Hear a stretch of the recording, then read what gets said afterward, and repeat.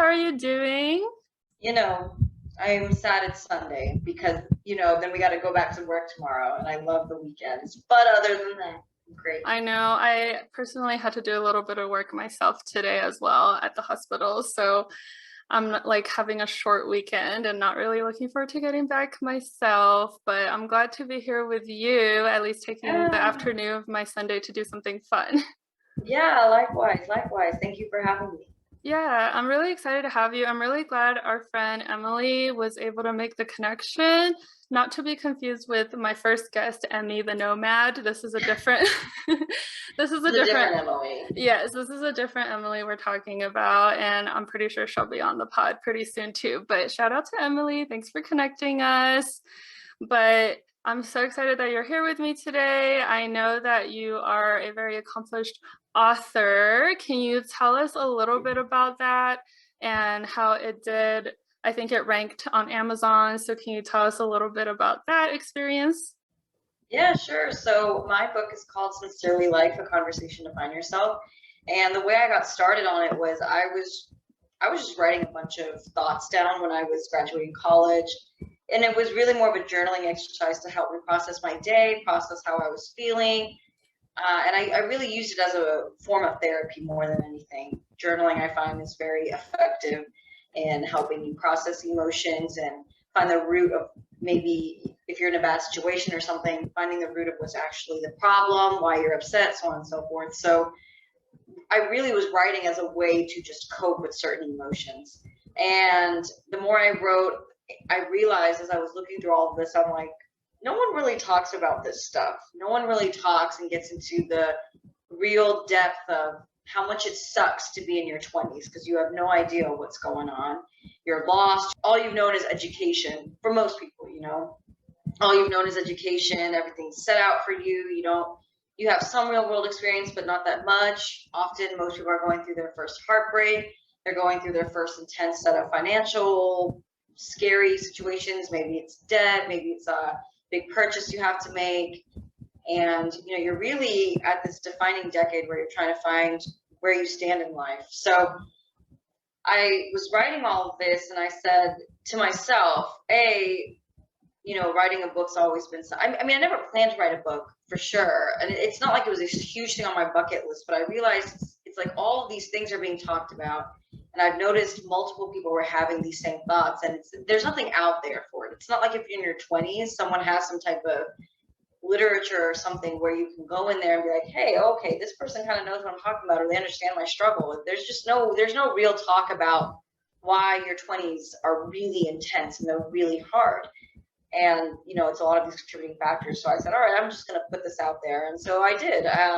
And I took about a year. The whole process took about a year. I self-published it, so I got my own editor, I got my own book designer, so on and so forth. And then when it was on Amazon, it was a #1 new release seller for 4 consecutive weeks, like new seller. So I, not to be confused with bestseller, I think those are two different things. And it's really, I think it's important as an author to differentiate. I think it's very easy to call yourself a bestseller, and it doesn't, I mean, to each their own. But for me, I wanted to be clear. Was it a 4 week #1 new release, which is kind of cool. I didn't really do that much marketing, to be honest, for it. Marketing is exhausting, so I was just kind of like, here's my book, guys. If you like it, great. If you don't, fine, no big deal. But I'm glad I did it. It was an excellent experience, and I learned a lot about myself. I think a lot of my biggest worry was that, I'm going to lose a whole year of working experience, because I was looking for a job. This was during the pandemic, and jobs were very scarce during the pandemic. And I was really worried. That was my biggest fear. Like, oh man, I'm going to lose a lot of experience in a whole year's worth of working time. But I actually gained a ton. I gained a lot of experience. I gained a lot of perspective. I gained a lot of skills that there's just no way a job could have prepared me for in any way, shape, or form. So I think that was really excellent. So I know that has not that much relevance, but I think it's just really important to highlight for anybody who's listening and kind of like, oh, but what if I don't have the time?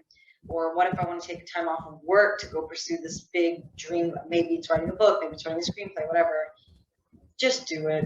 I mean, life's too short. We just went through a whole pandemic. go do what you want to do, go live your best life.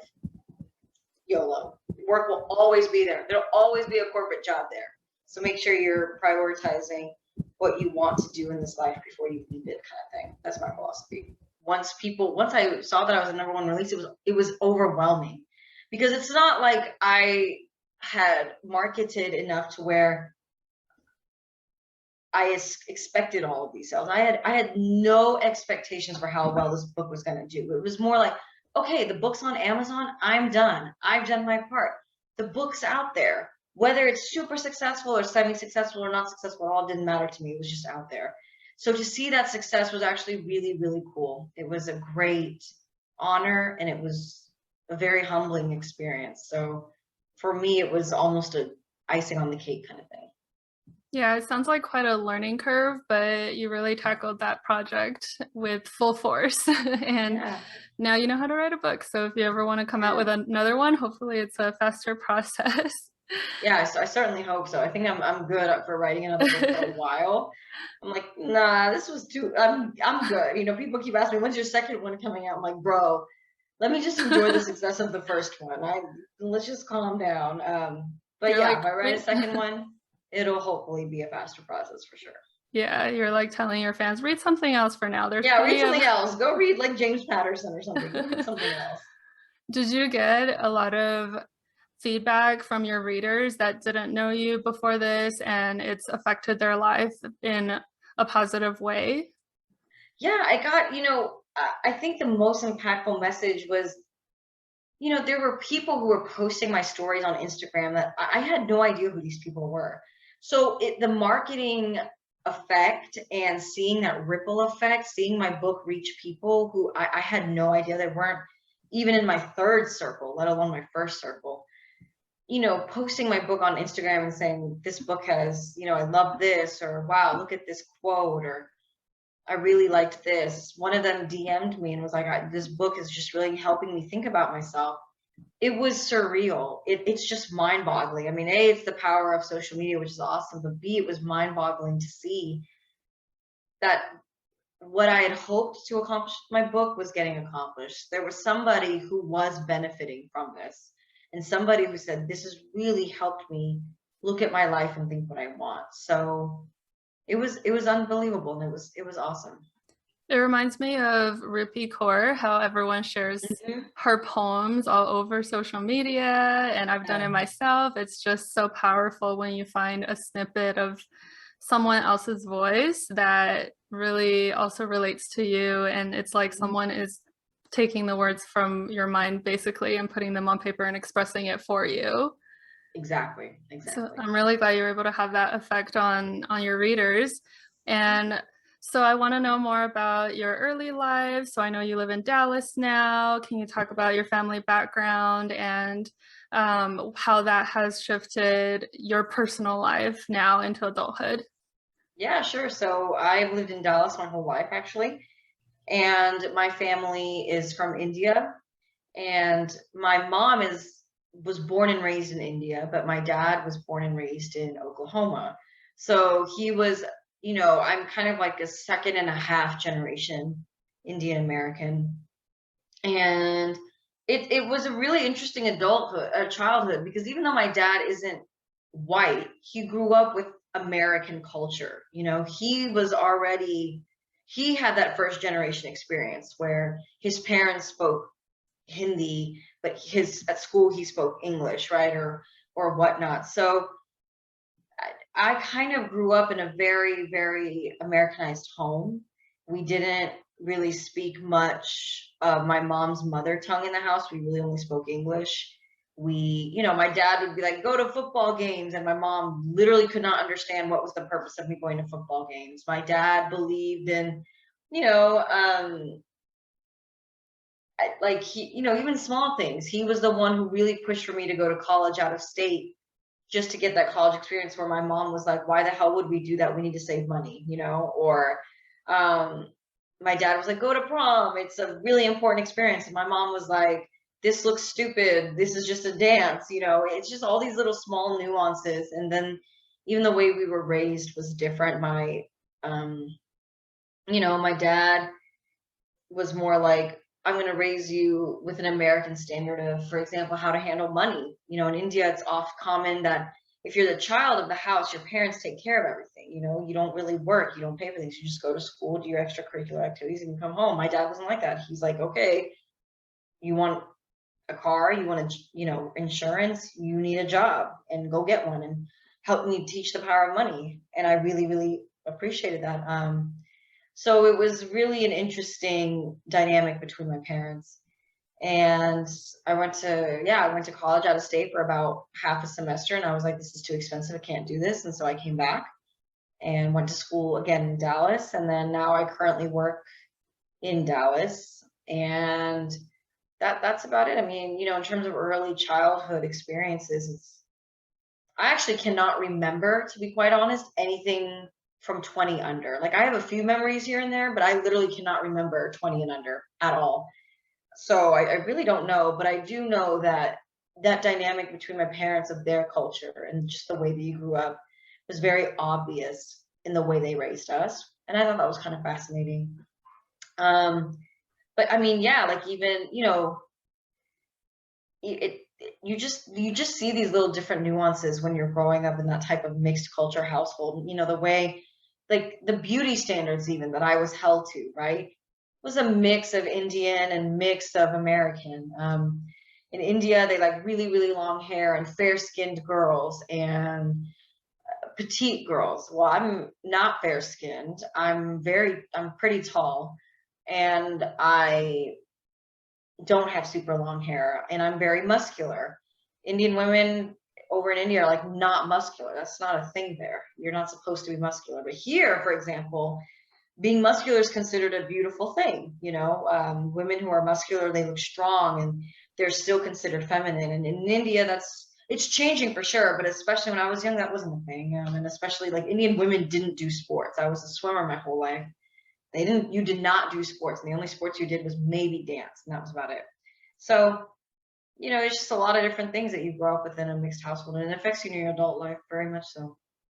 And what about diet culture and the foods that you ate growing up, as well as the body image? In a lot of Asian countries, there's a high standard of body image Hmm. and the desire to be thin and fair skinned, and, like you said, not necessarily muscular. So, can you speak to more about how that shaped your, I guess, diet views and fitness and body image? Yeah, sure. So, you know, when I was younger, I guess we didn't suffer with too much. Well, actually, no, I take that back. When I was younger, I was anorexic for a full year, and I didn't at that time. I didn't know that that was the label, right? I didn't understand that that was like a eating disorder that I had. I just didn't ever eat. I just wouldn't eat. And that first time. It wasn't actually because of my family or anything. It was because I just remember being surrounded by all these girls who were looking at themselves in the mirror and being like, "Oh my God, I have this," or pinching like this non-existent body part and being like, "Look at this fat." And I'm like, I have no idea what she's pinching. But if these girls think they're fat, what the hell? Am I a walrus? Like, what the hell? You know? I never could understand what was wrong with these women. I thought they were stunning. I thought they were skinny. I mean, I literally couldn't comprehend what they were saying. But if those girls were saying that they were fat, then by golly, I needed to fucking stop eating, because that meant I was a walrus. So the first time I had that eating disorder, it was really because it was just, you know, stupid sixth grade logic. You just didn't know any better. Um, and then I'm not even sure how I got out of that, to be honest. I can't remember it, but I eventually got out of it. But then as I got older, I got really into lifting and bodybuilding and whatnot, and that changed my body. If you go from swimming 4 hours a day to not swimming 4 hours a day and then lifting weights, your body changes. And I loved lifting weights. I still do. I love lifting. It just made me feel powerful, and it made me feel strong, and it made me feel like a badass. But yet, my mom would always be like, you're getting beefy. You're getting beefy. You look big. And I couldn't understand it either then, because I was like, I think I look like a badass motherfucker. Like, I thought I looked like an Amazon warrior, to where I could go back to ancient Greece and kick butt and I'd be excellent at it. I thought I looked amazing. But a lot of, again, not just my mom, people would be like, oh, your back is getting broader. Your shoulders are getting bigger. And mind you, I was a swimmer, right, for 15 years. I already was getting enough concern about how broad my back was and how big my shoulders were, as if I had any control over that. Like, that's just how you develop, right? I can't like saw off half my shoulder to make them smaller, but you know. Um, and so I remember being like, okay, I guess I should at least stop eating so I look more cut. So then this shifted to me not eating any carbs, eating very minimal fat, no salt, just lots of protein and, some vegetables here and there. And that's just horrible for your body. And I used to be a personal trainer. So the fact that I knew that that was horrible for my body and I still kept doing it because of what other people were saying, that just means I couldn't even imagine how my clients felt, because I had the actual knowledge of how stupid that was and how scientifically that's not how your body works. Your body needs carbs, your body needs fat, your body needs salt. And yet I was like, no, I'm not going to do it because I want, I want to look like her. And whoever the hell this her was, I never knew actually. I still don't know who I want my body to look like, right? But you develop this hatred for this amazing vessel that gets you through your day, right? Your body eats for you, it sleeps for you, it takes you to work, it gives your brain the energy to do what you want to do, like, I don't know, maybe make a podcast, you know what I mean? It's mind boggling what our body does, and yet we have so much hatred for it because we just don't like the way it looks. That just to this day still blows my mind, because if you think about how it's like you hate your car, this car that gets you from point A to point B and keeps you safe on the road and helps you get to work and make sure you're not carrying your groceries home. And you're just like, yeah, I don't like this car just because I think this color is ugly. It's like, what? Like, I mean, that's not even the right analogy, because there's literally no analogy that I can think of to comprehend the stupidity of how our society creates these body ideals, which are not in any way, shape, or form rooted in scientific evidence.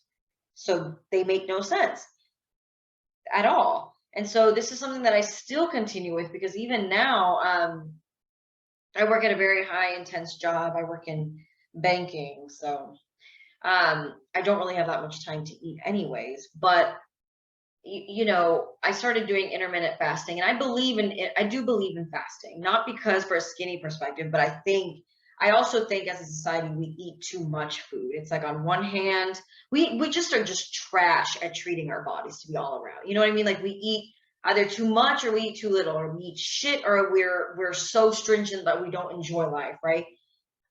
It's just embarrassing as a society. But I do believe in fasting. I do believe that you don't need that much food. You need quality food, you need a good amount, and that's it. You don't need to be eating 24/7. Whether you're working out a ton or not, it doesn't matter. You just don't need that much food. Your body doesn't need that much food. But there's getting to a point now where there are days where I'm starving. And if you're starving, you know what you should do? You should eat.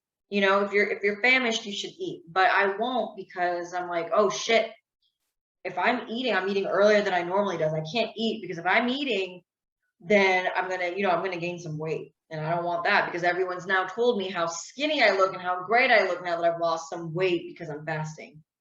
Right? Which is stupid. That's just so stupid. And yet I'm doing it. Like, I'm actively starving myself. And that's, again, the very basis of developing another eating disorder. And so it's like this diet culture. It's not just, Asian culture especially can be pretty toxic, but this American culture too is toxic, because nothing is rooted in what actually works. Nothing is rooted in what actually is good for your body. Everybody's body's different. Some people don't need that many calories. Some people do need that many calories. Some people need to eat at a certain time. Some people, it doesn't bother them. Some people need more fat than others. Some people need more protein than others. Some people need more carbs than others. It's just everybody's body's different. And if you're doing any type of regimen for your body other than to keep yourself healthy, what are you doing? And who are you trying, like who are we doing all this for at the end of the day? Who are we doing all this for?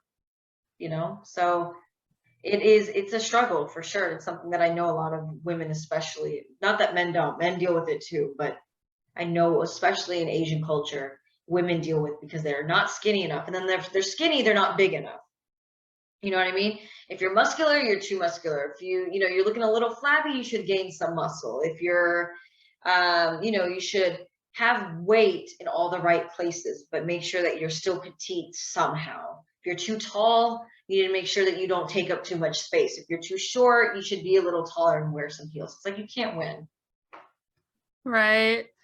It kind of reminds me of, I don't know if anyone knows about this, but back in the day, ancient China, maybe other countries as well, but I know for sure in China, they would do foot binding, where they would wrap up you're pretty much like a toddler or a small child at that time. To the girls, they'll basically break your feet and like break your toes so that your feet will fit into these tiny pretty shoes, and they wrap your foot up and basically just encapsulates it so that it doesn't grow, so that there's no room for your feet to grow. And I'm tall, I'm 5'9", I wear size 10. Yeah. So when I go to China, it's hard for me to even find shoes that will fit me, because it's like international European size. I'm like a 40, 41. So it's hard for me as it is when I go home to even shop for shoes. They usually don't even carry my size. And in the States, I usually have to go with the biggest size they have, which is 10. Yeah. And so just imagining if I was to have been born in that time era, I would not have made it. Being such a freakishly tall Asian woman, you really don't see it a lot. But it also makes me realize how far we've come to that's not a thing anymore. At least I hope not, maybe in certain villages, but for the most part in the world, that's not a thing anymore. And hopefully this is something we can look back on and in 20, 30 years and being like, that was crazy, beauty pageants, things that we made our kids do to look a certain way, or things that we did to our own bodies, that we starved ourselves or not let ourselves enjoy a certain food or certain activity because we were just so scared of how society will look at us and how we'll look at ourselves in the mirror. So I'm hoping that this is a field that will keep progressing, and that later on we're going to look back on it and realize that was such a waste of time. Right. Like, we have actual problems, y'all. Right. So now when you notice that you're getting hungry and you haven't hit your feeding window while you're intermittent fasting, do you just go ahead and eat and just listen to your body? I'm slowly getting better at it. I'm not great at it. I'll still kind of be like, nope, I don't need to eat. Nope, I don't need to eat. Like I'll keep doing that. But I think I'm getting to a point where, and I'm one of those people where I need to, like, once I get to the, people will tell me, Poonum, that's stupid. That's dumb. But until I get to that point, I won't listen to them. I'm pretty stubborn that way. So I'm getting to a point now where I'm like, who am I starving myself for? Who am I starving myself for? Like, I'm legitimately starving. And again, this is the same body that gets me through these intense workouts, that gets me to this job that I do every day, that gets me to and from home, that drives my car. It's just, what am I doing? And my big question is, why do I have so much hatred for myself and for my body? Who is allowing this type of hatred? And there's getting to a point where I'm realizing it's me. So either I nip this shit in the bud, or I'm gonna have some problems down the line, and then I endured all of this for what? For what? So I'm getting slowly better. I'm not where I'd like to be, but I'm slowly getting better. That's what counts. It's what you accept of yourself, right? Like Exactly. how your perspectives change, but we have to be happy for ourselves, because this is the body we're gonna be with the rest of our lives, and we have to accept ourselves first. So thinking, I like the comparison you made of, well, you don't hate your car, even if it doesn't work very well. Sometimes it gets you from point A to point B. And I know people with lemons and they love their car, it's like your baby, even if it's got kinks and it's got things that need work, but it's still your baby. It takes care of you, you take care of it. So same relationship we should have with our bodies.